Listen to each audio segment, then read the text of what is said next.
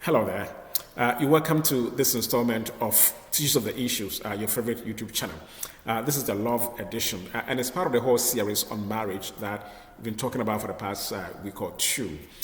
This week, we're asking the question, what is the right age for a man or a woman to marry? And I remain unfairly targeted with questions about when are you getting married, when are you getting babies, once they get to the age of, say, 35, 40, 45. And even sometimes as early as 25 and even 20, some women have had to answer these queries. It's as if there's a whole arrangement by society that mandates a woman to dignify this question with an answer once they get to some age. And are men getting away with these questions because there's no biological clock that ticks for them? So this is the kind of discussion we're going to have this week. But before we go any further, can you help us by liking the channel and also leaving us a comment so we know what you think? And also, most importantly, subscribing to this channel for us. And as you know, here on this channel, we do just a 15 or 10 minutes video presentation of our newspaper articles. So we write an article every week that is published in our newspapers. And then we do just a little video summary of what we think are the main issues in that article in this channel here. So you can read the article and also follow us here too. Now let's get to the background of the story. Now, we chanced on a Facebook post by a very powerful and intelligent woman. Her name is Amelia Amemate. Pardon me if I don't get the name right, Amemate. And in that video post, in that Facebook discussion, she had treated the issue of marriage. Apparently, she worries that somebody praying for her is constantly bugging her on the question of marriage, when is she getting married and when she's getting babies. And the person thinks that perhaps she's wasting too much time and time is taken for her. And so Amelia has a view on marriage that, even though it's presented in a very intellectual way, it's also opens up for a few issues of discussions as well. Amelia thinks that the whole marriage issue is a societal arrangement that is ordered to place women at a certain point that gets them to submit to a man necessarily, willy-nilly. And that by doing that, Amelia fears that women get to surrender their voice and also shrink into obedience, because that is how it's been ordered for them. And she also feels that, well, once a woman gets to the age of, say, 40 or 45, she's a treasure trove. Those are her words. She's built experience. She's accumulated things that she needs. She's become a woman of her own. And that she doesn't really need a man that much. But if a man fits into her space, fine. But if not, then she remains whole. But so today we're going to do a little discussion on that. And say that, well, Amelia, well, that's quite true, but no person is actually whole without the other. And that's actually the point that we're sticking to, that a woman is never whole. You may accumulate all those things that you have, I mean, everything, but you still need a man somehow, same way that a man needs a woman. But I speak for men, so I can tell you what men think. Now, a man at 40 feels the need for a woman. You know, that's when you've had your space in your room and you have a lot of career going on. Right away, what hits you is that now I need to settle down. And men need to also answer the biological clock question too. It takes for us as well, because at 40, if you're not getting children, I mean, when are you going to do it? So if you leave it too late and you get kids, say when you're 45, 50, thereabout, you need to answer the pension question. Now, in your pension, you got to be taking care of kids in primary school. Is that what you want to do? It offsets the whole social structure for you, right? So it's not just women who have to answer that question. Men too have to answer that biological question as well. Then again, it's assumed that a man's testosterone, can get you to sire a child or two at any age. Is that not it? Well, but once you get to the age of 30, 45, get into the 50s, and certain diseases start setting in, and a research by Stanford University, it's a collaboration with the university in Denmark. They found out that if you're a man and you're battling diseases, that have to do with sugar, and you're taking medication for that, that problem can actually affect your sperm, and you might end up giving birth to kids with child defects. So you don't do yourself any good as a man, really, by leaving the marriage question much later. You still have to answer for it. Now, let's even get to understand who Dr. Amelia Amemate is. Now, she is a phenomenal lady, and the word phenomenal is underlined. She's intelligent. She's doing a PhD at this point, I think, in Cambridge. She also lived in the USA, has traveled where, has, rather mature and intellectual view of many, many things. She's 43 years old, and she's of the airway extraction. She has built a good profile for herself. She has a BAFTA to her name. She's, a hair turner, the kind of woman that will turn heads if she walks around, elegant lady. And so we are asking that, well, even at her age and with all that she has, Amelia thinks that, well, at 40, a woman has built a treasure trove.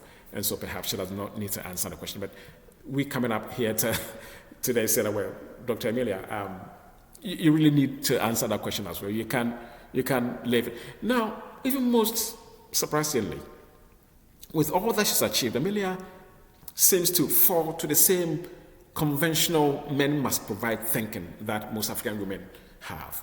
Now, these are Amelia's love requirements. That before a man can come her way, or before she will consider a man, you must have good money, right?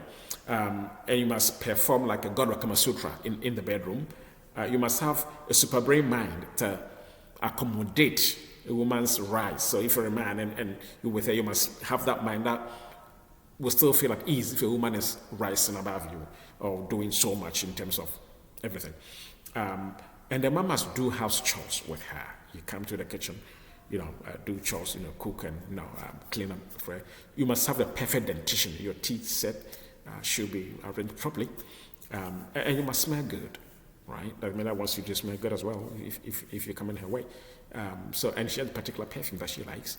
For those who may want to give it a go, she likes the Sauvage. It smells good too. So these are what Amelia is looking for.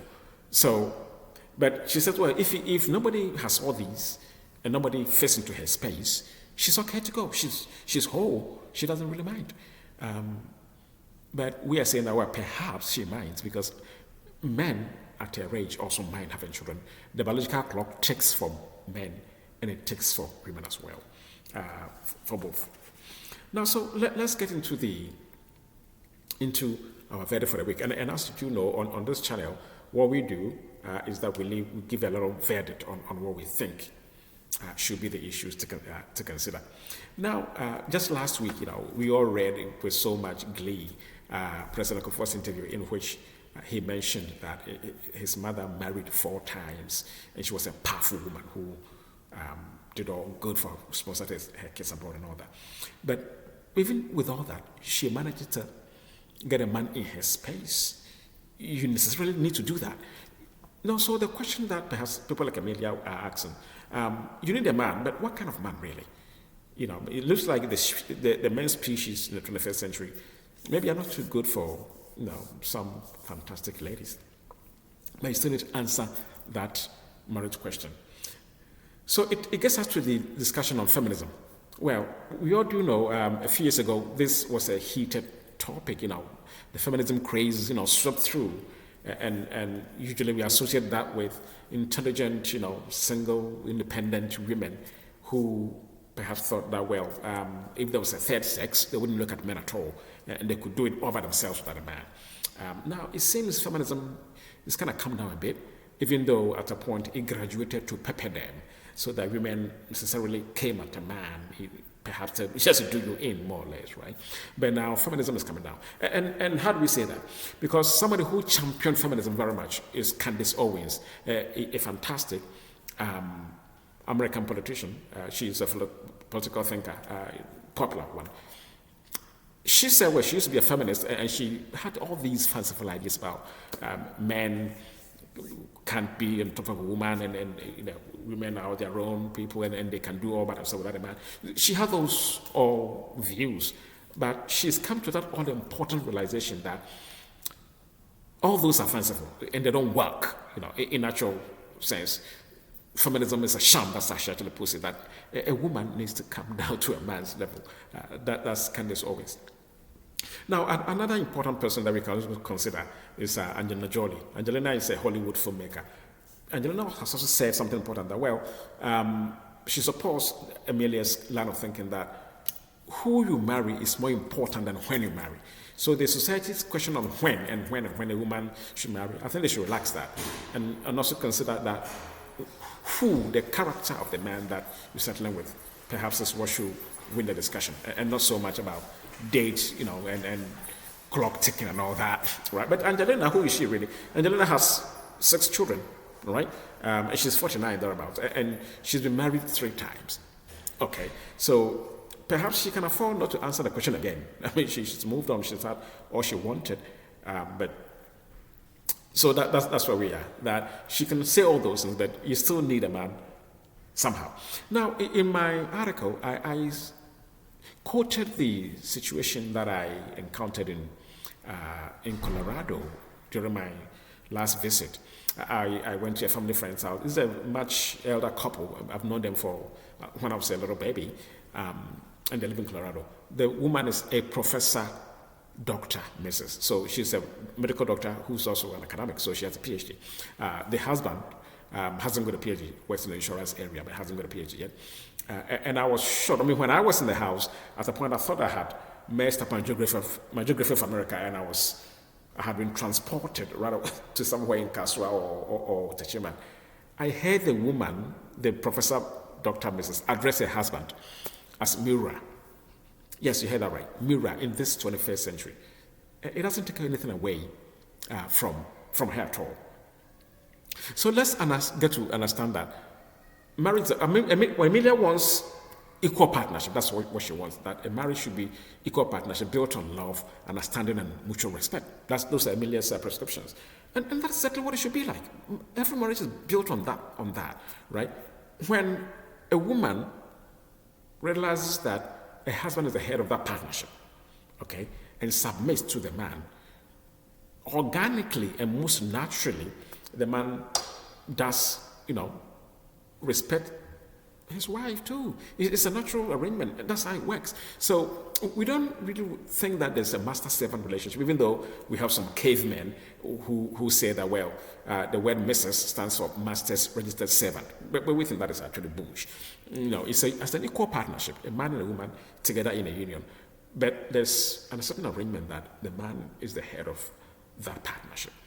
And most women are not coming to that realization. And it doesn't take anything away. You may have a PhD, you may be the Miss World, but you still need to appreciate that fact that that's what you need. And that Amelia thinks that, well, you can still be whole when a man doesn't come your way. But we are saying that, well, Amelia, well, that perhaps is not quite the same, because you might still need a man somehow, because a man needs a woman somehow necessarily. That is where you see that a man who is a 50, a politician, 45, and they decide to risk their office and their reputation by having a scandal with a 22-year-old university student. That is an admission that, a man needs to have a woman to fit into her space. So Amelia thinks that, well, a man must fit into her space. But we want to advise that, how about Amelia fitting into a man's space? Must fit into a man's word as well. That also works. So that has been our discussion today on Teachers of the Issues. Before we sign off, though, if you can help us by liking this channel and also leave us a comment, and most importantly, if you can subscribe to this channel and also leave us a comment so that we know what you think.